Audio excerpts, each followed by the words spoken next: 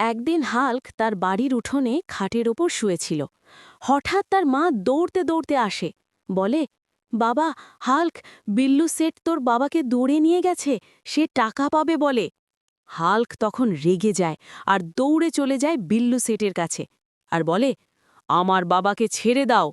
Billu set বলে, আগে আমার 50,000 টাকা শোধ কর, তারপর তোর বাবাকে ছাড়ব।